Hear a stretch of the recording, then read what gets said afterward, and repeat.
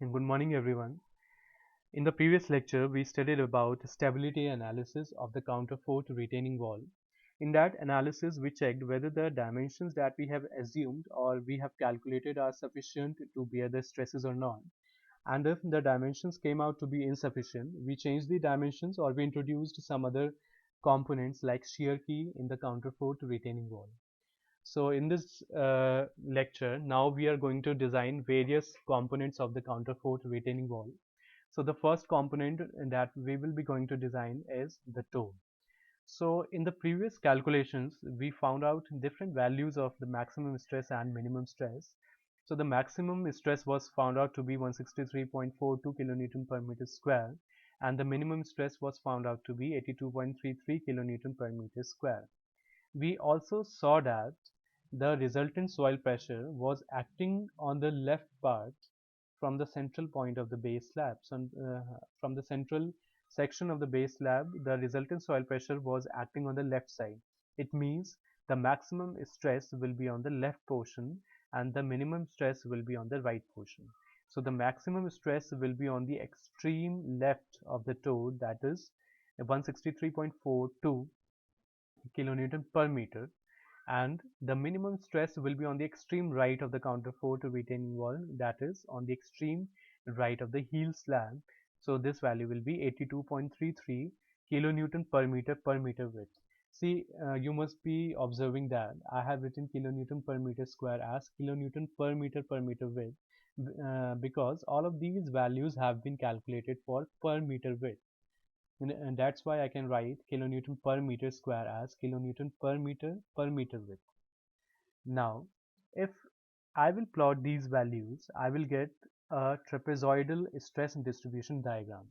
If you want to design the toe, you will have to consider all the forces, and by considering all the forces, we will calculate the values of the bending moment and the shear force. So first of all, now we will see that how many forces are acting on the toe.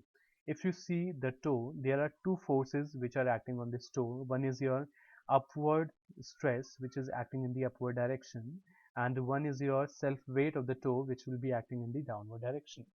So now we will calculate the weight of the toe, which is acting in the downward direction. So this will be the unit weight of concrete into the cross-sectional area of toe. See, the height of the toe we know is 0.8 meters, and we take the width to be 1 meter. So the cross-sectional area will be 0.8 into 1 meter. So after multiplying this cross-sectional area with the unit weight of concrete, that is 25, I will get the weight of toe as 20 kilonewton per meter. So this weight is acting in the downward direction. So now we will draw the resultant stress and distribution diagram.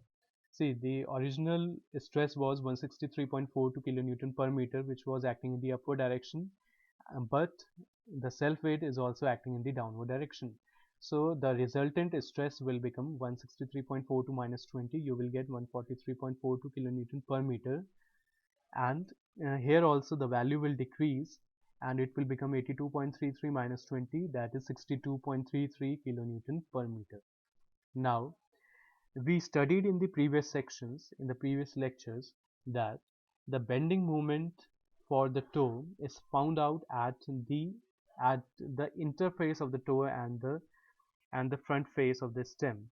So now we will calculate the value of the bending moment at the front face of the stem. So at this section, I will be going to find out the value of the bending moment.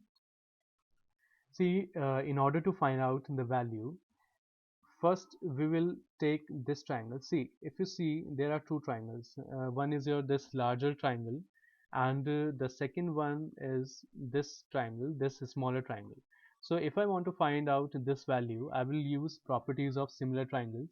So properties of similar triangle says that the perpendicular of the larger triangle divided by the base of the larger triangle, and this will be equal to the perpendicular of the smaller triangle divided by the base of the smaller triangle.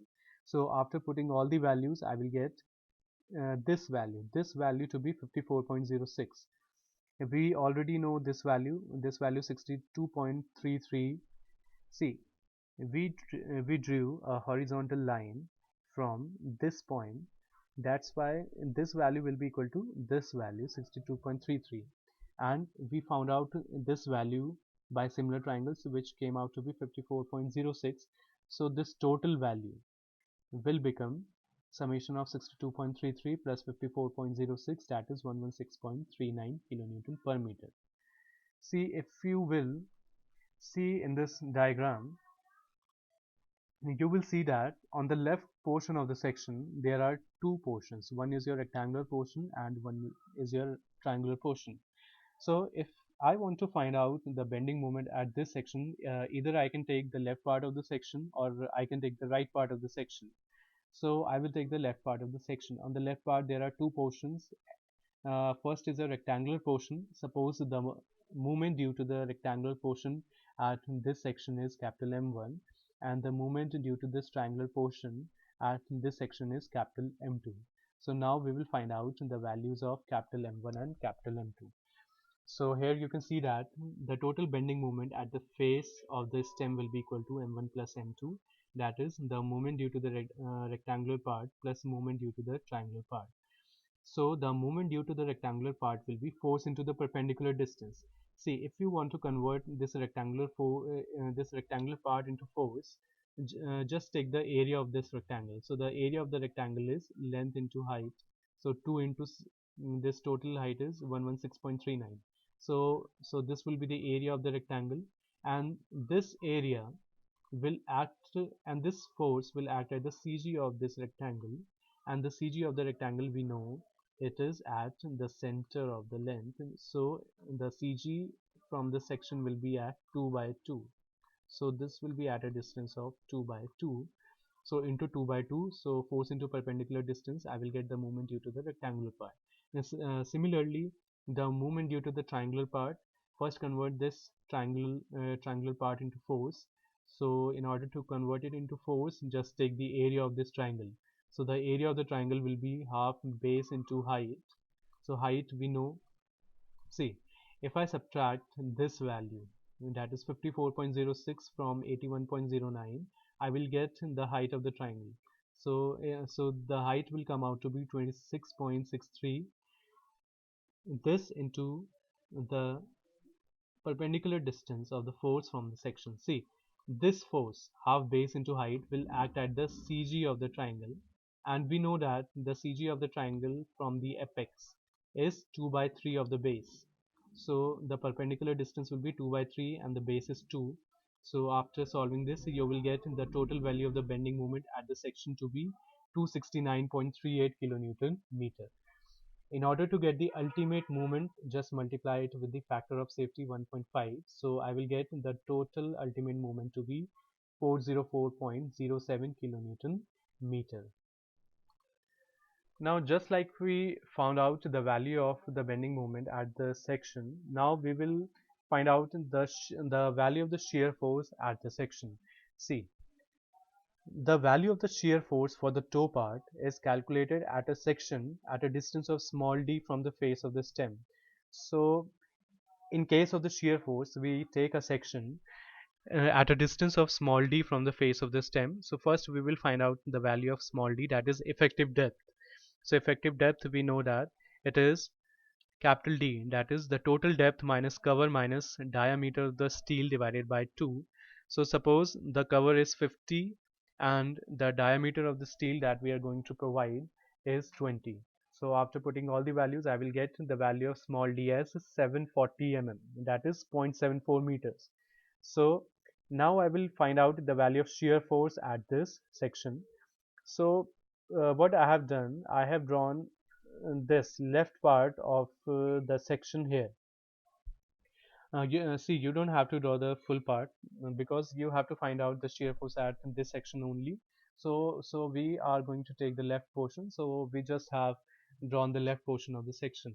So see, just like we did in the previous section when we found out the values of the bending moment, here also we will use similar triangles and we will find out the values of this height of the triangle and the different values. After finding out the values, see, now we have to calculate the total shear force at this section.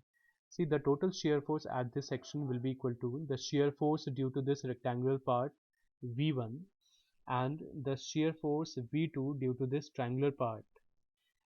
So now we will convert this rectangular and triangular part into forces.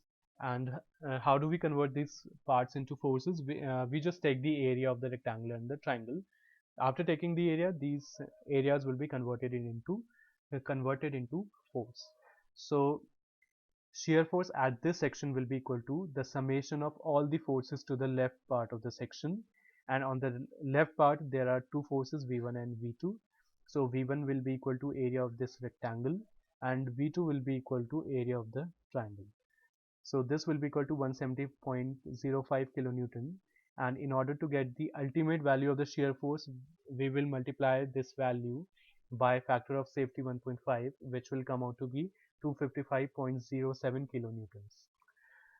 So the main portion of finding out the bending moment and the shear force is now over. Now we will find out that how much reinforcement will be provided in the toe component of the counterfort retaining wall. See, in order to find out the reinforcement, what we do is we find out the ratio of mu upon bd square. So mu was 404.07 kilonewton meter.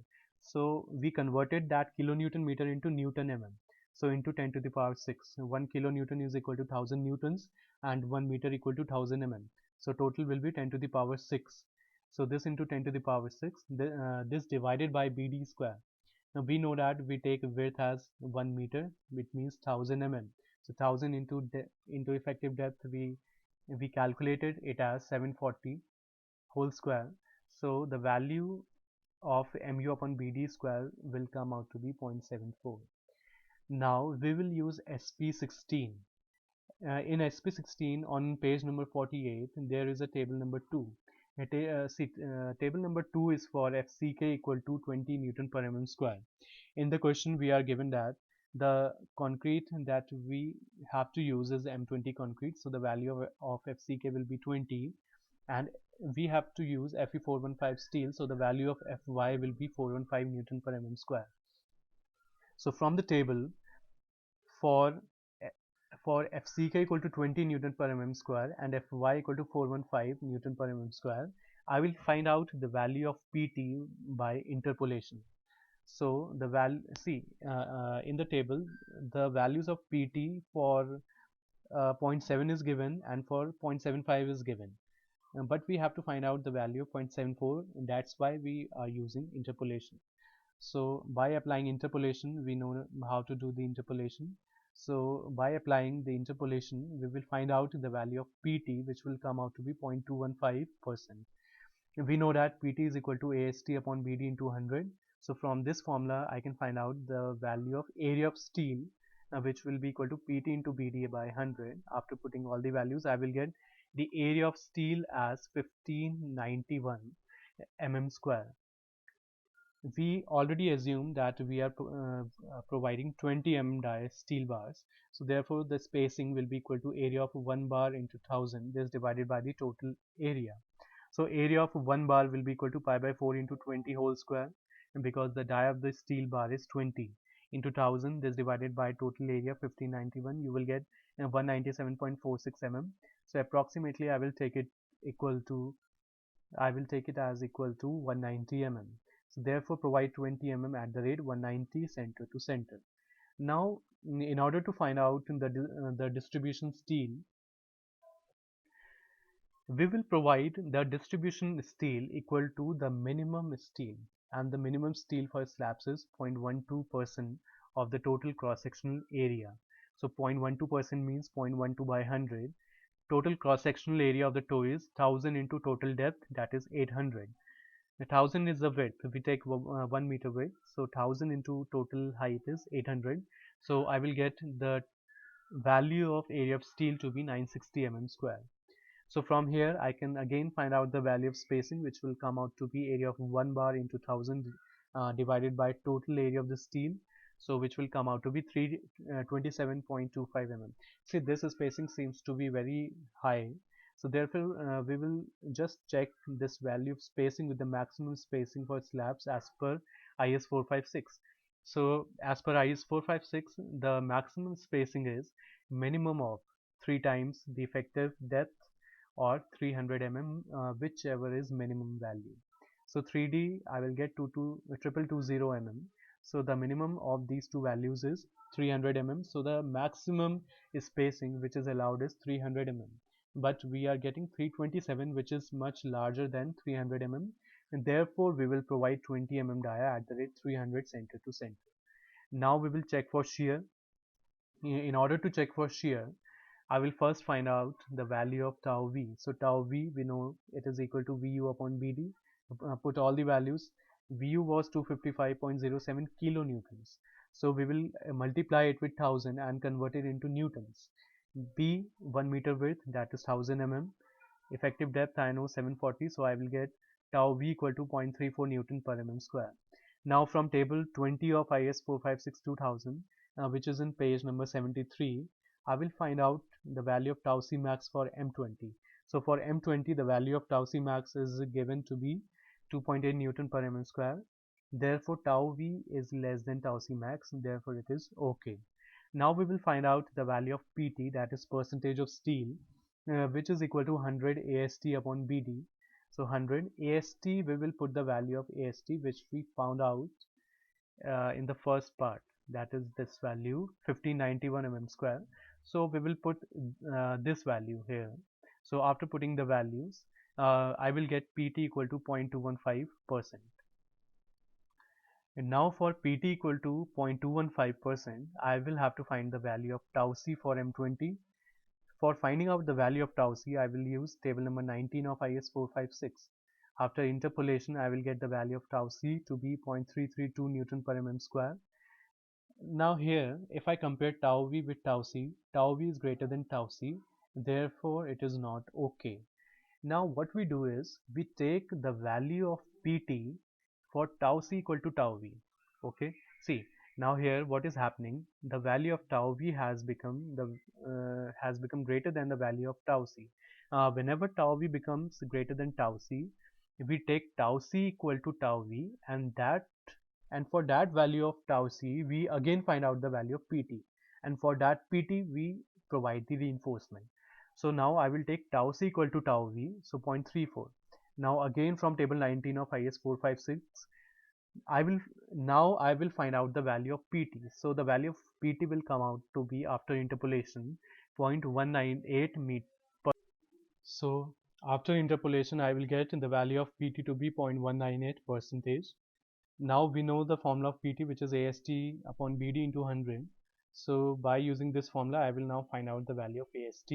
Now again providing 20 mm dia bars, the spacing, I can find out the spacing as area of 1 bar into 1000, this divided by total area.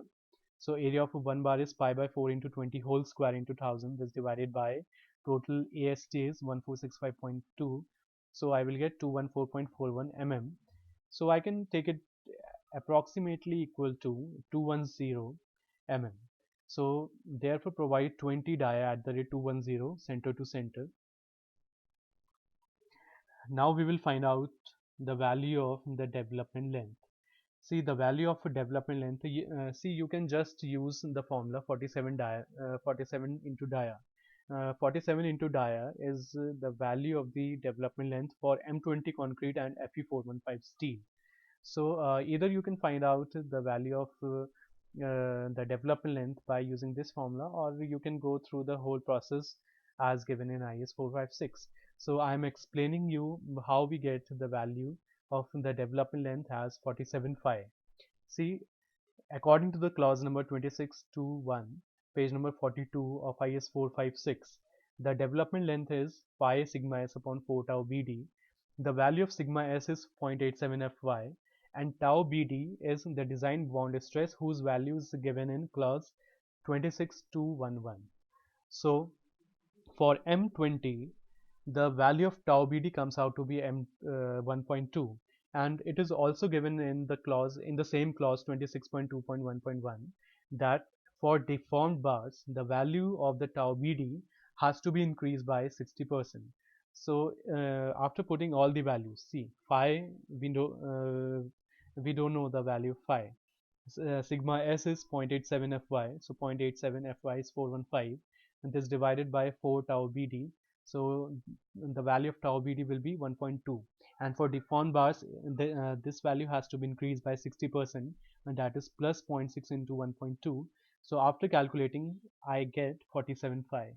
So this is the logic behind the development length to be 47 phi for M20 and Fe415 steel. So the development length by using this formula came out to be 940 mm. Now in the next lecture we will see the design of the stem.